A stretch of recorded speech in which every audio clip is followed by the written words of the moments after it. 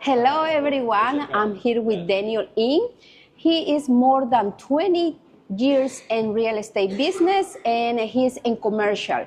Daniel, how are you today? How are you, Maritza? How are you? I'm How's doing- everyone? Hey. You guys are doing great. I'm doing great, Daniel. We would like to know, and the audience would like to know, how was the transition residential to commercial and why? Yeah, well, I see a lot of residential agents, looking at opportunities, learning. Right, it's really about learning in the industry, and there's not a lot of opportunities for residential agents getting in the commercial arena. And my background has always been in commercial real estate, but also had a residential brokerage. So I kind of see the dynamics of how agents transition to be a resi-commercial agent, and but I think really about education and mentorship.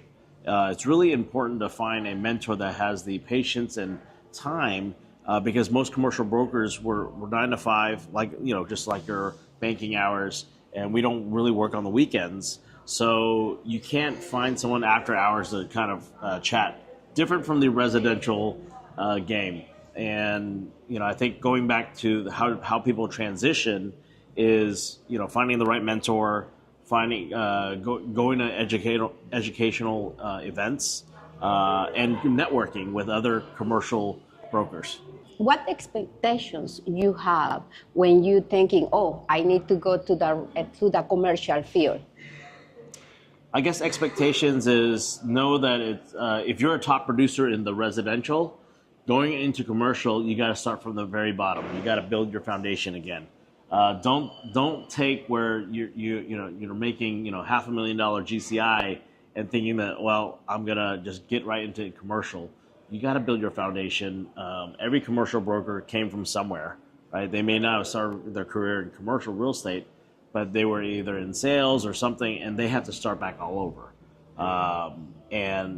Typically a commercial broker, you're on a 50-50 split, and you might join a team, so you're another 50-50 split. So you're only taking a quarter back home at the end of the day for the first 2 years usually.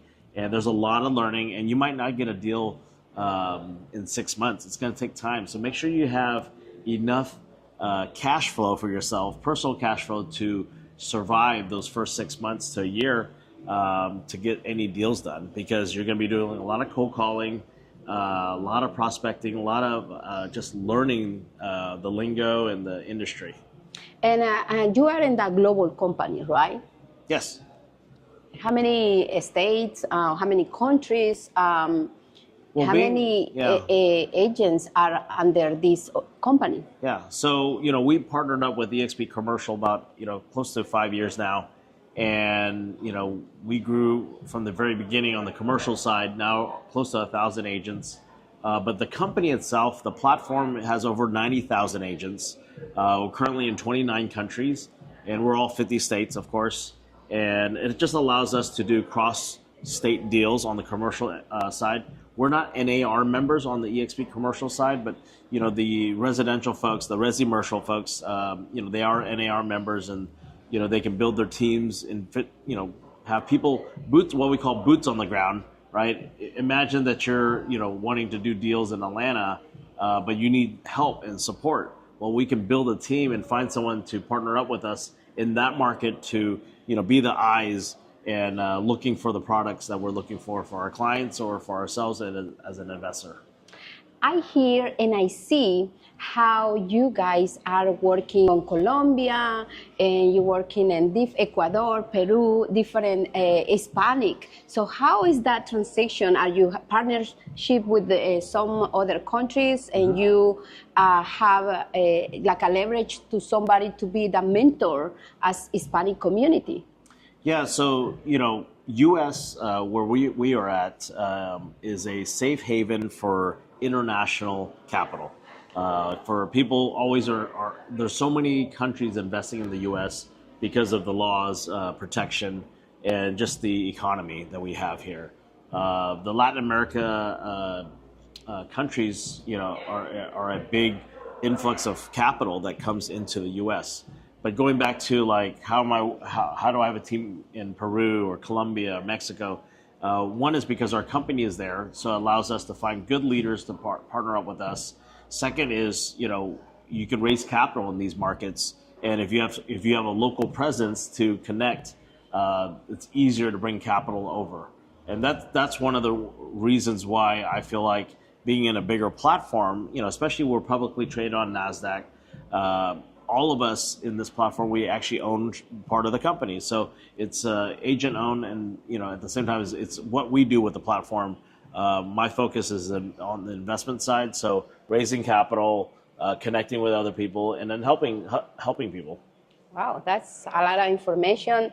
Well, thank you so much. Would you like to add anything else to wrap it up this information? And I know you have a lot of information today, but you always can reach out to us, and we can help you, right? Yeah, I think for individual agents and even brokers, this platform of EXP is a solution that really takes you out of the box. What do I mean out of the box? When I had my own franchise company before, I bought a territory. So I was stuck in my territory. When I was an independent broker, I had to do everything. And but with this platform, they handle the back end. We're open, in 29 countries. That it frees me up to I can grow, and it continues to add countries. And at the same time as we can partner up, and we have a brand new thing called co-sponsorship. That's how you and I connected, and now you have a great leaders to support you and your team. So yes. Wow, that's more collaboration. I like the co-sponsor part because I think open our doors more. Instead of just have 5 doors, we have like tons of doors opens now. So thank you so much for being this time in this channel, and follow up and give a like and share this video. Thank you. All right, bye.